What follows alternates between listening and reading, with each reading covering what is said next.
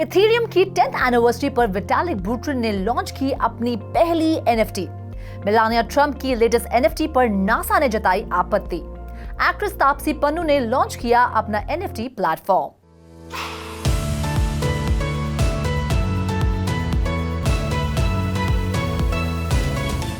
Hello and a very warm welcome to all of you. मैं हूं रुचि Sharma. Vitalik की पहली एनएफटी से लेकर मेलानिया ट्रंप की लेटेस्ट एनएफटी से जुड़ी कंट्रोवर्सी तक कई मजेदार एनएफटी अपडेट्स मैं रुचि शर्मा आपके लिए लेकर आई हूं। तो हो जाइए तैयार एनएफटी वर्स के इस एपिसोड के लिए। इसमें हम आपके फेवरेट एनएफटी प्रोजेक्ट्स की डिटेल के साथ एक खास गेस्ट से भी मुलाकात करेंगे।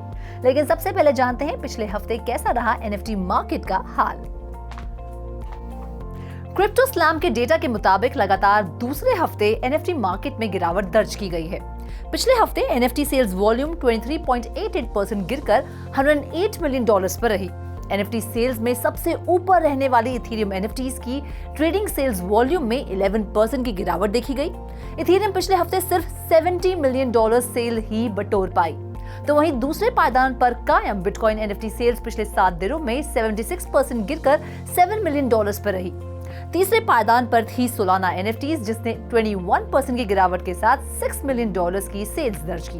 तो वहीं पॉलीगॉन 11% की गिरावट के साथ महज $5 मिलियन सेल्स ही बटोर पाई। एनएफटी किंग की पहली एनएफटी, जी हाँ, इथेरियम की 10th एनिवर्सरी के जश्न के तौर पर विटालिक अपनी पहली एनएफटी ऑक्शन कर रहे हैं। इथेरियम के को-फाउंडर विटालिक बुटेरिन ने लॉन्च की है अपनी पहली एनएफटी। 2014 में ली गई विटालिक की एक तस्वीर को बतौर एनएफटी ऑक्शन किया जा रहा है। ये पोर्ट्रेट एक कनेडियन फोटोग्राफर एंड्रयू मिलर ने शूट की थी। इथेरियम की 10th एनिवर्सरी के उपलक्ष्य में ये एनएफटी सेल जारी की गई है। 1 जुलाई को शुरू हुई ये सेल 30 जुलाई तक चलेगी Manifold.xyz पर। इस एनएफटी के लिए एक शुरुआती बोली 333 ETH लगाई गई है। विटालिक की इस तस्वीर में वो पहली बार फॉर्मल आउटफिट में नजर आ रहे हैं और इसके पीछे की कहानी भी काफी दिलचस्प है। दरअसल फोटोग्राफर एंड्रयू मिलर विटालिक से टोरंटो में तब मिले थे जब विटालिक फेमस नहीं थे, लेकिन एंड्रयू को विटालिक के विजन पर पूरा विश्वास था। इसीलिए विटालिक को एक स्ट्रॉन्ग पब्लिक इमेज देने के लिए उन्होंने विटालिक का फोटोशूट करने का प्रस्ताव रखा। विटालिक फोटोशूट के लिए मान गए, लेकिन वो फोटोशूट के लिए कैजुअल वेयर में पहुंचे। तब एंड्रयू ने इस फोटोशूट के लिए विटालिक को अपनी शर्ट उतार कर दे दी। उसी ब्लू एंड व्हाइट शर्ट में ये तस्वीर खींची गई है। अब देखना ये होगा कि विटालिक की इस एनएफटी को कैसा रिस्पांस मिलता है। बिटकॉइन ऑर्डिनल्स बढ़ा रही है इथेरियम की धड़कनें। जी हाँ, जिस तेजी से बिटकॉइन ऑर्डिनल्स नए नए रिकॉर्ड बना रही है, इथेरियम के ताज के लिए एक नया दावेदार तैयार हो रहा है। बिटकॉइन ऑर्डिनल्स की सफलता इन दिनों आसमान छू रही है। महीने दर महीने बिटकॉइन इंस्क्रिप्शंस का आंकड़ा लगातार बढ़ रहा है।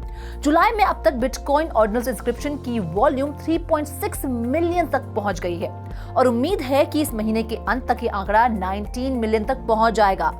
जून एनालिटिक्स की रिपोर्ट के मुताबिक बिटकॉइन ऑर्डिनल्स के लिए जून का महीना कुछ खास नहीं रहा, लेकिन जुलाई में इसमें अच्छा खासा जंप देखा जा रहा है, खासकर वीकेंड्स पर।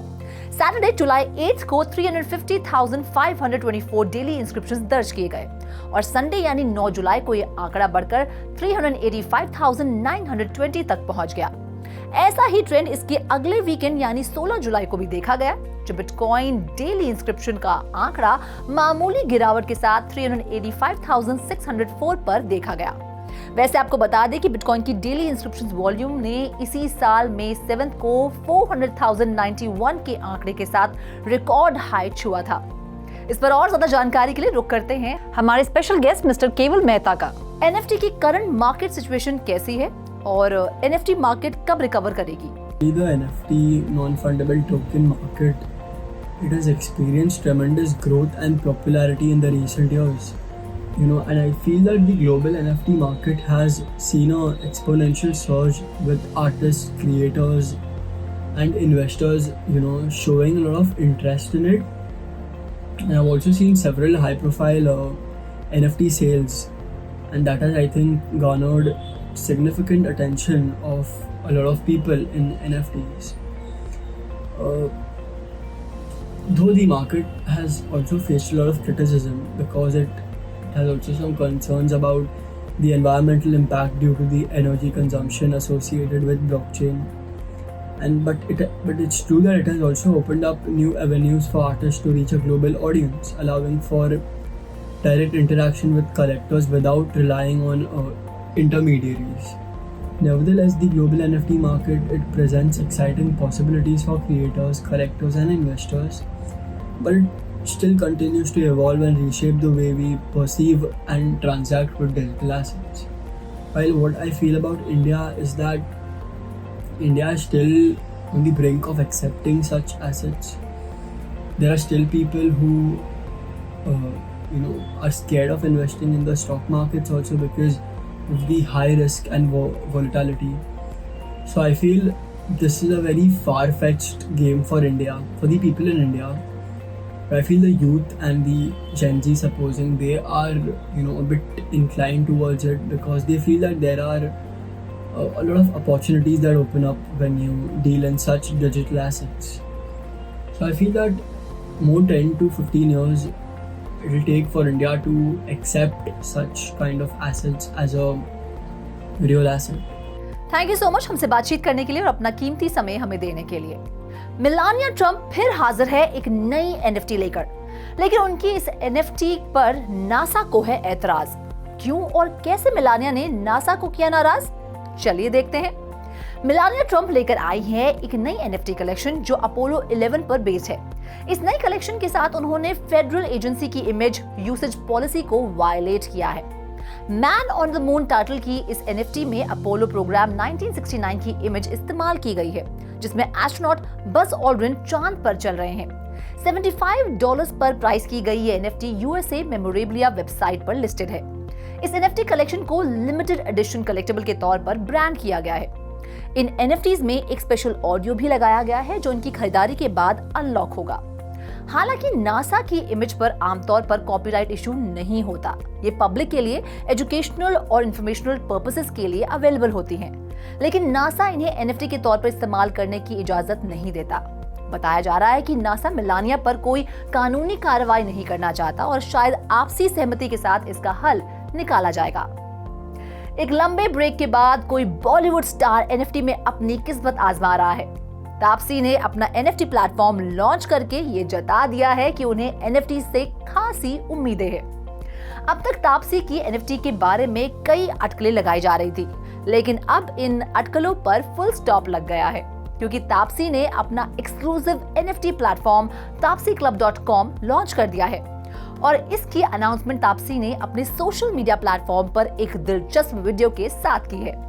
तापसी इस एनएफटी प्लेटफॉर्म के जरिए फैंस को अपनी रोजाना जिंदगी की झलक देने वाली है। इस वीडियो में तापसी अपने फैंस से अपने एनएफटी क्लब का मेंबर बनने की बात भी कह रही हैं। तापसी के एनएफटी क्लब का मेंबर बनने से उनके फैंस तापसी को लेकर एक्सक्लूसिव कंटेंट और मर्चेंडाइज पा सकेंगे और तापसी ने इसमें अपने लकी फैंस को भर भर कर गुडीज देने का वादा भी किया है। इस क्लब का मेंबर बनकर फैंस को तापसी द्वारा चुने गए एक्सक्लूसिव गिफ्ट्स जीतने का मौका मिलेगा। साथ ही एक यूनिक डिजिटल टोकन भी मिलेगा जिसे इस्तेमाल कर फैंस आने वाले लकी ड्रॉ में भाग ले सकेंगे। इतना ही नहीं, एनएफटी क्लब के मेंबर्स को तापसी से 4 वीडियो ग्रीटिंग्स भी मिलेंगी और लकी ड्रॉ की एक टिकट भी जिसमें 100 ऑटोग्राफ्ड गुडीज, 100 ऑटोग्राफ्ड कार्ड्स, तापसी के साथ 5 वीडियो कॉल्स और उनकी फिल्म से कोई आउटफिट या मेमोरेबिलिया मिलना भी शामिल है। फिलहाल तापसी की एनएफटी के लिए सिर्फ 500 टिकट्स अवेलेबल है।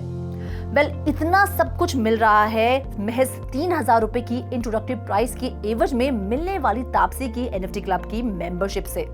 सौदा महंगा तो नहीं लगता, क्या ख्याल है आपका?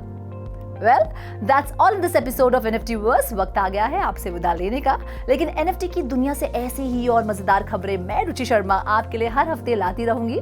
Till then, do like, share and subscribe to 3.2TV और इसी तरह के इंटरेस्टिंग अपडेट्स के लिए लॉग ऑन करें हमारी वेबसाइट www.3versetv.io पर या फिर QR कोड को स्कैन करें।